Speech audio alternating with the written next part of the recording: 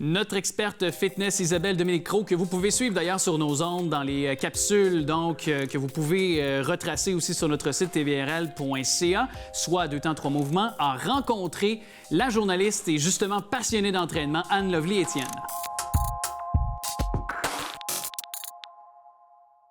Alors aujourd'hui, je vous parle de l'importance de bouger pour la santé et je voulais le faire dans une formule un peu différente de ce que je fais normalement. Alors c'est à mon tour de poser les questions à des invités inspirants que je choisis.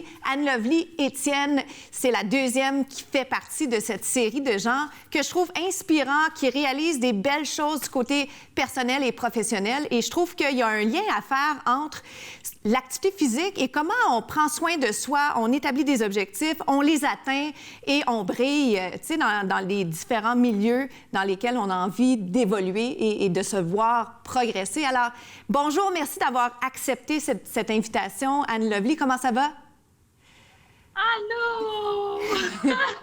Ça va bien, vous autres, en studio, comment ça va? Ça va bien, on est chanceux, je me trouve privilégiée en 2020 d'avoir les opportunités qu'on a. Je trouve que je suis remplie de gratitude en 2020, malgré tout ce qui se passe, et probablement parce que tout ce qui se passe avec la COVID, je trouve que tous les petits moments de bonheur, je les remarque et je sais, bien là, je suis toute seule en studio, alors je respecte évidemment les consignes et tout ça et c'est super important de le faire, mais je me trouve privilégiée de pouvoir continuer à travailler d'une manière ou d'une autre et de réinventer aussi les façons de passer les gens en entrevue, notamment via Skype, via Zoom.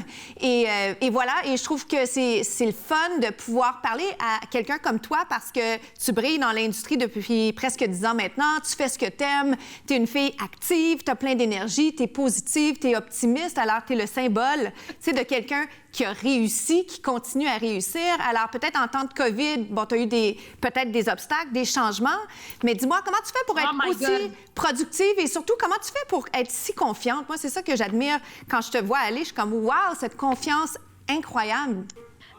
Écoute, Isabelle, 2020, ça a vraiment été une année d'introspection, je pense, pour tout le monde et je n'ai pas été une exception à ça du tout. Ouais. Tu parles d'énergie, tu parles de productivité. C'est vrai qu'avant la pandémie, j'étais le genre de personne que la minute dont je me réveillais, j'avais une routine, c'est-à-dire qu'il fallait que je fasse une revue de presse vraiment exhaustive. Après ça, j'allais m'entraîner. Après ça, je mangeais. Ouais. Après ça, j'écrivais pour toute la journée. Et là, rendu à 5 heures, je sautais dans la douche et là, je partais pour mes 12 événements que je devais couvrir.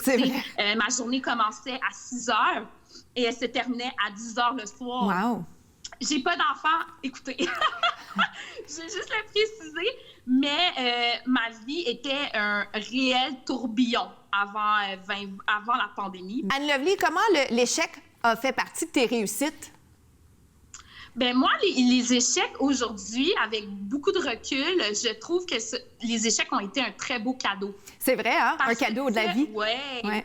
Ça a été un magnifique cadeau parce que j'étais capable de me dire, OK, j'ai eu un nom, par exemple, pour devenir chroniqueuse pour une émission de télé. Ouais. Bon, mais je vais essayer de partir de mes propres choses. Je vais parler de mes propres choses sur mes réseaux sociaux. Il n'y a personne qui va vouloir me dire, ben non, Anne, tu n'as pas le droit de parler de ce qui te tient à cœur sur tes propres réseaux sociaux. Fait que ça me poussait à me vendre moi-même. Et c'est de là aussi que j'ai eu beaucoup de succès sur mes propres plateformes. Tu sais. Je pense que les échecs nous permettent de mieux nous retrouver en tant que personne. Et tu sais, ce qu'on appelle le purpose, l'objectif de vie, mais les échecs renforcent ça, je pense. On se pousse à le trouver, ça. C'est vrai. En tout cas, ça a été mon cas, mais je pense que c'est le cas de plusieurs personnes. Oui, vraiment. Non, surtout dans l'industrie dans laquelle on est, là, une industrie dans les médias où est-ce que beaucoup d'appelés, mais peu d'élus, là, si on peut dire ça comme ça. Donc, ces échecs-là, ces noms-là, ces portes fermées-là, ben ça nous permet de nous dire, OK, c'est pas grave, on va travailler sur nous-mêmes. Pourquoi ça n'a pas marché? Ça nous permet d'avoir des perspectives différentes, tu sais. C'est vrai, tout à fait d'accord. Puis même que j'enchaînerais en te disant, c'est exactement ce que moi je trouve pour ma propre carrière. Et j'ai toujours trouvé qu'à chaque fois que j'avais un non, ça me donnait une petite énergie additionnelle pour tendre une perche encore plus grande que ce que j'aurais osé faire si on m'avait accordé ce que je souhaitais. Puis un non, souvent, c'est comme, ah ouais, tu penses que je peux pas faire ça? Ça me donne cette énergie additionnelle pour me dire, OK, peut-être que je suis pas prête encore, mais attention, je m'en viens, je vais me préparer. Oui, puis c'est vrai qu'en même temps, tu sais, on produit nos propres contenus, puis quelle liberté, tu sais, de pouvoir faire ça en 2020, tu sais, que d'avoir le contrôle ultime sur notre image, sur ce qu'on décide de mettre, tu sais, sur nos pages et aussi les messages qu'on a envie d'envoyer, tu sais, moi, j'aime beaucoup envoyer des messages positifs, pas trop de comparaison, pas de « regardez-moi ce que je fais moi », beaucoup « hey, toi, qu'est-ce que je peux t'apporter à travers ce que moi, je suis en train de vivre », puis je pense que c'est pareil pour toi. Bien, les échecs, tu sais, c'est pour avoir pensé à des... Tu sais, j'ai eu des noms, par exemple, où... tu sais, au journal, je voulais justement devenir une chroniqueuse, OK? Je voulais faire des textes d'opinion.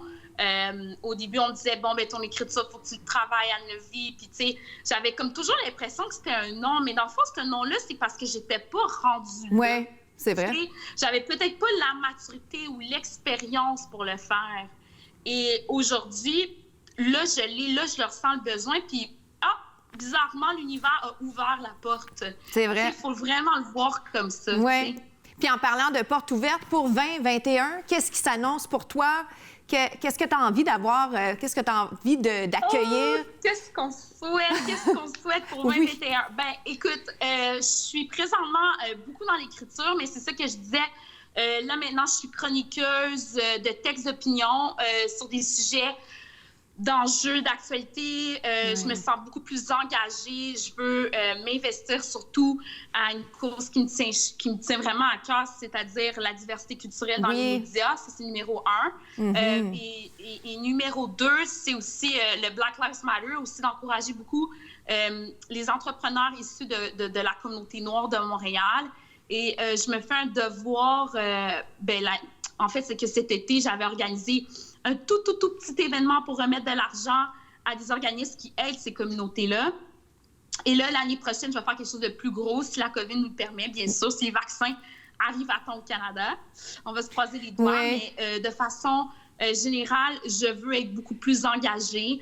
Je veux avoir cette voix-là dans les médias pour avoir un monde meilleur, tout simplement. Tellement. Je pense que c'est vraiment ça, mon objectif. Oui, tellement une belle chose à envoyer à l'univers pour la fin 2020 et début 2021. Merci infiniment d'avoir été là.